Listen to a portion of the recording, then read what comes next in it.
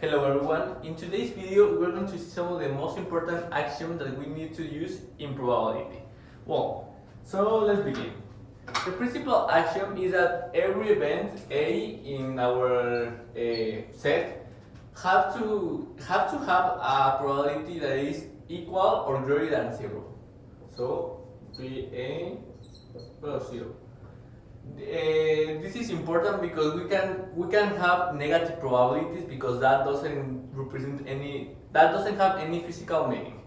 The second one is that, for example, if we have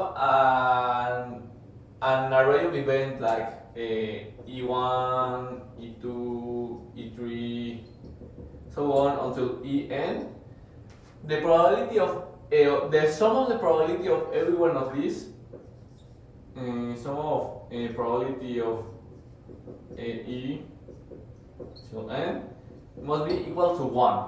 This is because our probabilities have to be normalized, because it doesn't make any sense to have a probability that is like 200% of 300%. No, we have to have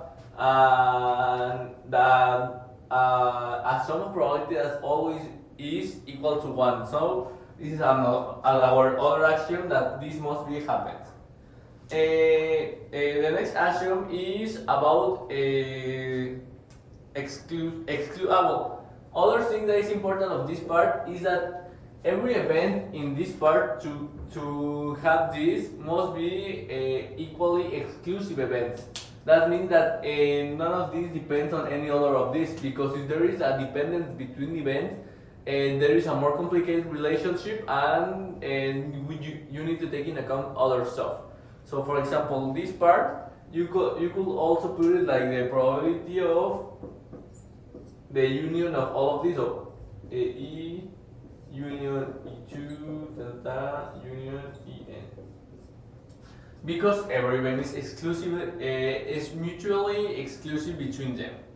Okay, now other axiom is that if we wanna have the probability of the null event is where the set doesn't have any events or anything inside of them. So the probability of this event it must always be 0, because there is nothing there to take in account. Well, other properties. Well, let me erase this. Okay. So other property that is important is, for example, that the probability of event A plus the probability of the complement of that event A must be equal to 1. And this is easy to understand, because if we have our universe of events here and we're only taking into account A, well, this is A complement, so the sum of those must take into account all events, and for that it must be equal to 1. Now, if we have more than one, for example, if we have A1, A2, blah, blah, blah, the probability of A1 must be minor to 1. This is because if we have more than one event in that part, this can be more than one, because it will violate the other part that we have already, the other action that we have already explained, which the sum of all of them must be equal to 1. If this will be, like, for example, equal to 2 in probability, it wouldn't make any sense. Okay, now the probability of an intersection. This is, I will first put the equation and then explain why is it like that. P of A plus P of B minus P of A union. Well, then check it. I put it the other way around. Sorry. Yes.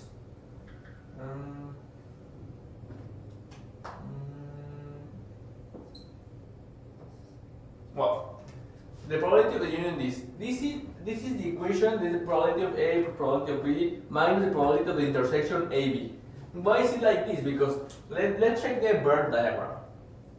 You have the Venn diagram here, A, B, and this is A, B intersection. Well, we are subtracting this part of here because it's been taken in account 2 times, because probability of A is the probability of all the circle.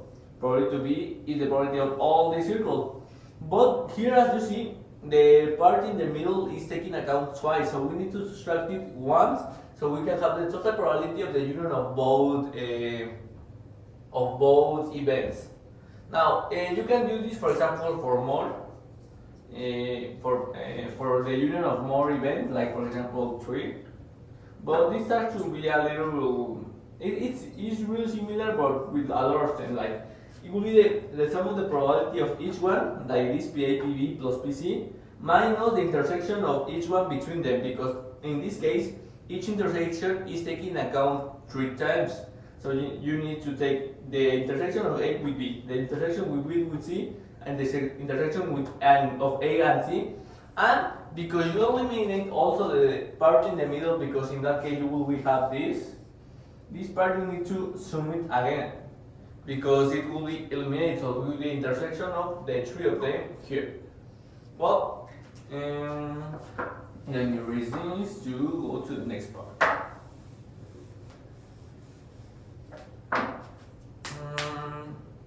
Well, now let's see a particular case, that is the equal, when probabilities have the equal likeness of being.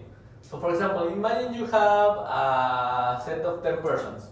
1, 2, 3, 4, 5, 6, 7, 8, 9, 10. Now, if these persons are equally likely to be chosen, then it means that each person has a probability of P, probability of 1 over n of being selected, or in this case it will be 1 over 10. This is because each person in this part have the same probability of being chosen. Now, what will be the probability of being chosen, like for example 3 persons? Or in that case, since it's an equal probability, then the probability of choosing 3 persons will be 3 times the probability of the event, that will be 3 times 3 over 10. So this is our events for equal likeness, and this is what we can apply this. For example, and for this the general equation will be n over a over n, which make our life much more easier to compute in this kind of event. Now, as you can see,